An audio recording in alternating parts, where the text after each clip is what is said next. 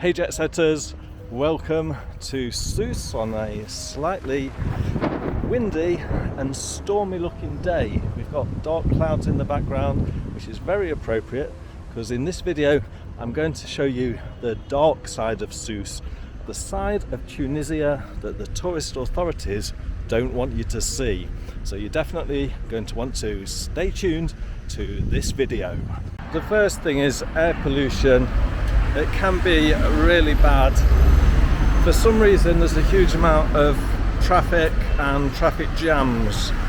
The roads are so chaotic, and probably due to just a high population level, there's a huge amount of cars and other vehicles on the road. Not all of them very well maintained or new. Certainly they don't meet the requirements we have in the UK for low emissions, that's for sure. So air quality is one thing that Tunisia, and of course related to that is the difficulty getting around. Nobody's going to stop for you at any of the crossings. You just have to find your way.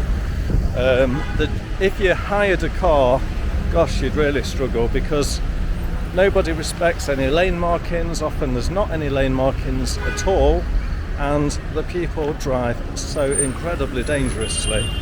You see, most of the cars have dents in them. The taxis just pull straight onto the roundabout. There's no giving way.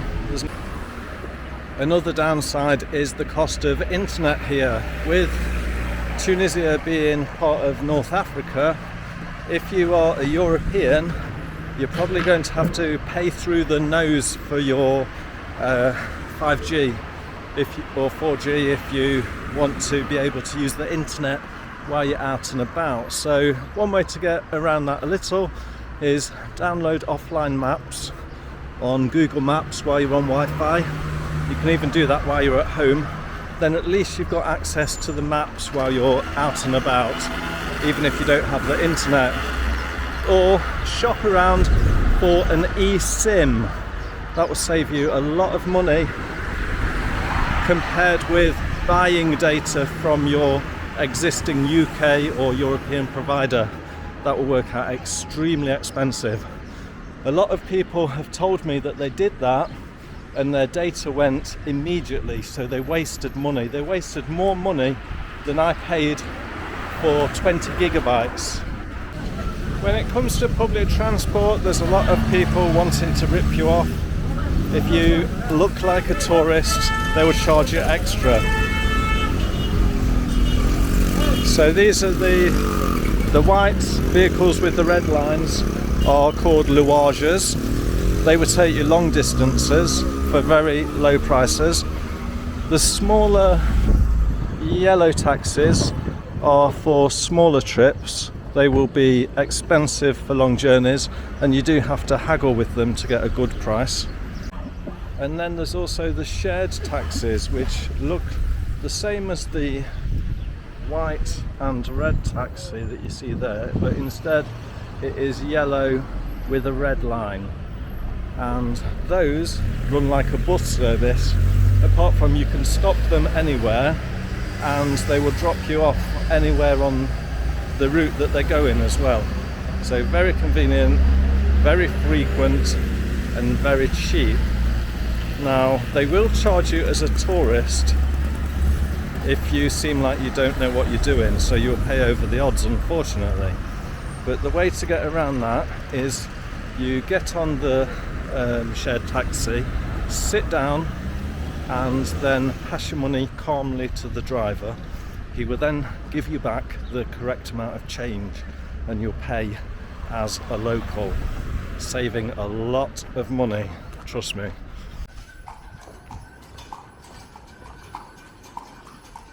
Tunisia can also be extremely messy. It does have a bit of a poverty problem, and this can result in all kinds of scams being perpetrated against tourists. So you really have to watch out for yourself. Don't pay over the odds. You really have to do some price research and don't go straight into buying anything without looking around.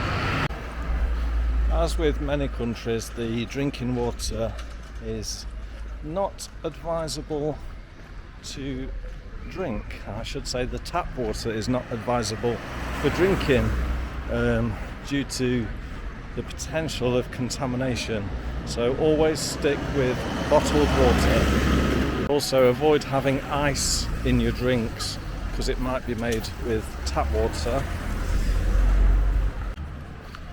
Even be careful of eating prepared fruit and vegetables because it might have been washed in tap water.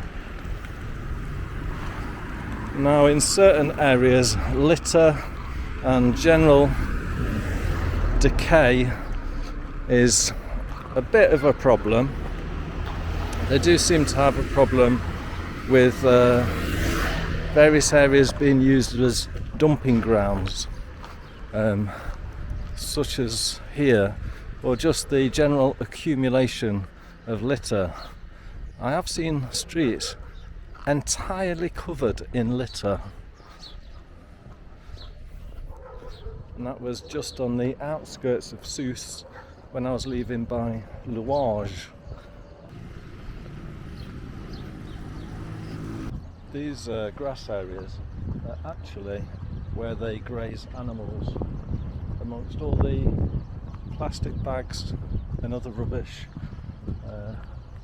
this is where the goats will be eating their grass. Here you can see the sheep and goats, hopefully not eating too much plastic, because that would result in microplastics in the meat and the milk. Some chickens.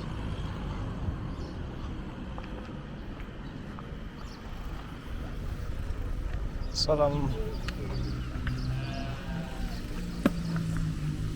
There's definitely two sides to Tunisia, at least two sides. You've got the tourist areas that are generally well maintained, and then you've got the areas that the masses live in, the general local areas that are not so well maintained. Now, in regards to crime, there is the risk of crime. There's the risk of petty theft. Say if you're out at night and you go down some alleyways off the beaten track, there is always the risk of being mugged for your money, your phone, even potentially your passport if you're carrying it. So I'd recommend always carry a minimal amount of money. Don't bring all of your money out. Maybe keep your cards back at the hotel in the safe. Take a photocopy of your passport rather than your actual passport, just in case you're stopped by the police and you need to provide your ID. And in regards to your phone, it can be unavoidable bringing it out with you, but try to keep it hidden as much as possible. Make sure it's locked with good security, so that even if they get it, it's going to be of minimal value to them. Other kinds of crime include drug dealing. I've been stopped several times in the street and they offered to sell me all kinds of drugs. It seems that you can get pretty much anything here, but it could be highly illegal and it could land you in a lot of trouble if you're caught. So I would say don't risk it. And as well as that, prostitution is a thing that happens here. Even though it's an Islamic country, at night in certain areas there are prostitutes out on the street.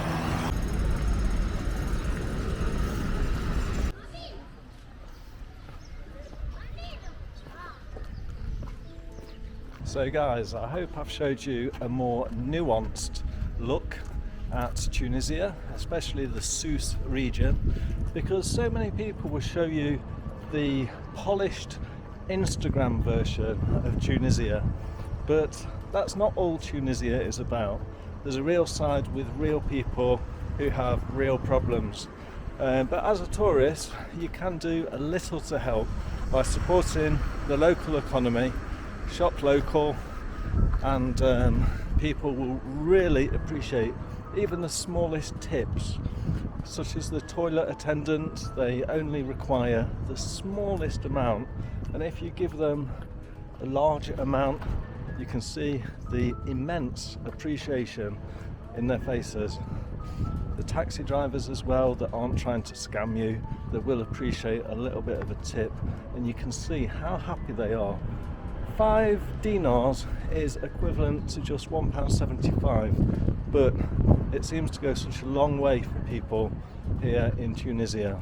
So I hope that you did enjoy watching this video. Please do give it a thumbs up below. I love making videos like this.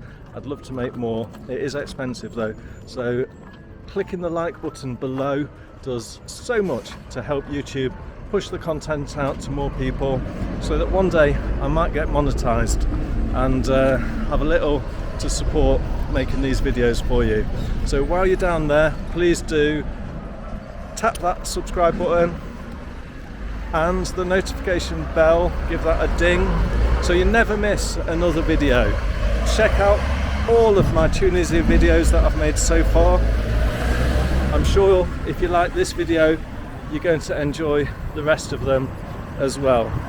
So thank you so much for watching. Let me know which tip you liked best in the comments below, and see you again soon. Bye for now.